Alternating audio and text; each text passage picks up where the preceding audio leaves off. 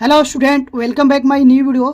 तो स्टूडेंट, आज की वीडियो में हम लोग पढ़ेंगे अंडर रूट 5 को संख्या रेखा पर दर्शाना। ठीक है, प्रश्न है कि अंडर रूट 5 को संख्या रेखा पर दर्शाइए। तो चलिए मैं आप लोग बता रहा हूँ कि अंडर रूट 5 को संख्या रेखा पर कैसे दर्शाना है, और बिल्कुल आसान तरीके से। अगर आप लोग ये तरीका समझ गए ना, तो आप लोग जीवन में कोई भी संख्या आप लोग संख्या रेखा पर दर्शा सकते हो। ठीक है, तो देखिए सबसे पहले हम लोग क्या करेंगे, यहाँ पर लिखेंगे हल। ठीक है ना, क्या दिया है? अंडर रूट 5 दिया है। अंडर रूट 5 इसको दिखाना है संख्या रेखा पर।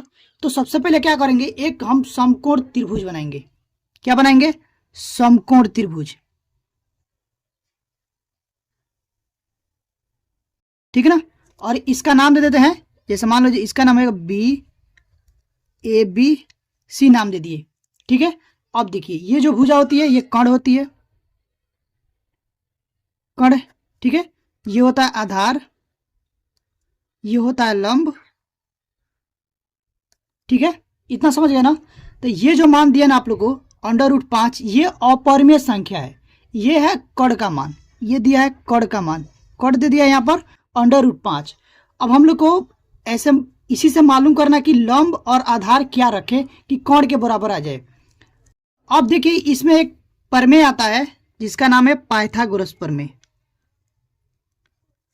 पाइथागोरस प्रमेय। तो देखिए पाइथागोरस प्रमेय क्या बोलती है, कर्ण का स्क्वायर, कर्ण का स्क्वायर बराबर होता है आधार का स्क्वायर प्लस लंब का स्क्वायर। इसको इधर उधर हो सकता है, या फिर कभी लंब का स्क्वायर प्लस आधार का स्क्वायर भी हो सकता है। प्लस में है तो इधर उधर हम लिख सकते हैं। ठीक है, तो मान लीजिए सिर्फ कर्ण ज्ञात करना है, तो कर्ण बराबर क्या हो जाएगा, यहाँ से स्क्वायर हटेगा तो इधर क्या हो जाएगा, कर्ण चढ़ जाएगा। तो पहले लंब ही लिख लेते हैं, बहुत से बच्चे कंफ्यूज हो जाते हैं। तो लंब का स्क्वायर प्लस आधार का स्क्वायर। ठीक है, अब इसमें देखो हम लोग को लंब क्या रखना है और आधार क्या रखना है कि यहाँ पर जो कर्ण है वो अंडर रूट 5 है, इसके बराबर आ जाए, अंडर रूट 5 के बराबर आ जाए। तो चलिए रखते हैं। देखिए अगर यहाँ पर हम एक रखते हैं, लंब लंब एक रखते हैं, तो एक का स्क्वायर हो जाएगा, एक यहाँ पर रख लो, यहाँ पर 2 यूनिट रख लेते हैं। ठीक है, तो यहाँ से हो जाएगा 2 का स्क्वायर, आधार रख लिए 2, तो हो जाएगा 2 का स्क्वायर। ठीक है, तो यहाँ से क्या हो जाएगा, 1 का स्क्वायर 1 और 2 का स्क्वायर 4। ठीक है ना, तो ये हो जाएगा अंडर रूट 5 बराबर, यहाँ पर भी आ जाएगा अंडर रूट 5। अब ये तो समझ गए हम लोग कि यहाँ पर 2 रखना है और यहाँ पर 1 रखना। अब इसको हम लोग को संख्या रेखा पर दर्शाना है। अब देखिए यहाँ ये आ गया ना मान, तो अब देखिए इसमें हम लोग पहले लिख लेते हैं।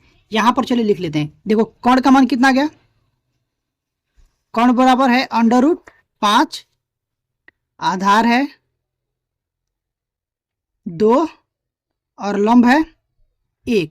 तो इसी तरह से इसको संख्या रेखा पर दर्शाना है। तो देखिए कैसे दर्शाएंगे। सबसे पहले यहाँ पर देखिए एक हम लोग को लाइन ही खींचना है, स्केल की सहायता से एक लाइन खींचेंगे। चलिए यहां पर खींच लेते हैं लाइन। ठीक है, एक आप लोग को सीधी लाइन खींचना है, यहां पर ये सीधी लाइन खींच लिए। ठीक है, ये हो गया आप लोग का लाइन हो गया, रेखा हो गया।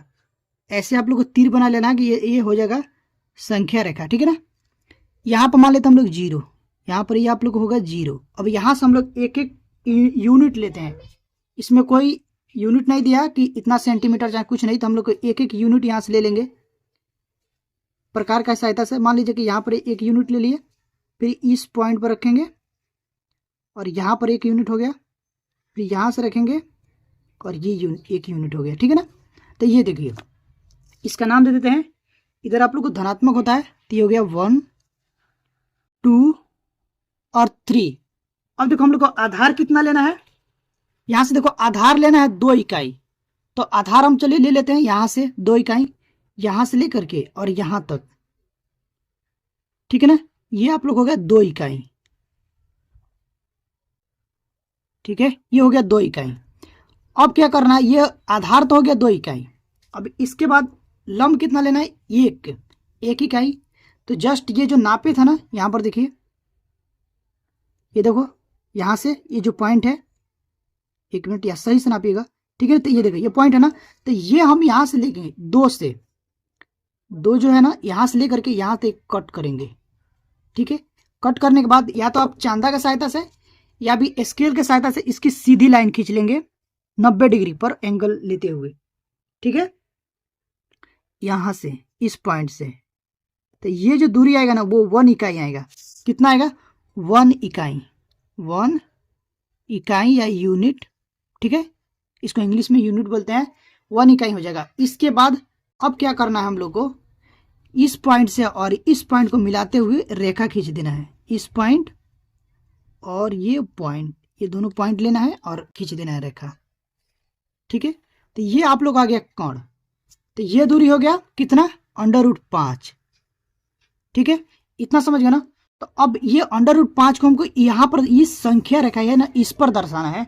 तो बहुत ही इजी है। क्या करना है, यहां से हम रखेंगे प्रकार, इस पॉइंट से देख रहे हैं ना, और लाएंगे इस पॉइंट तक।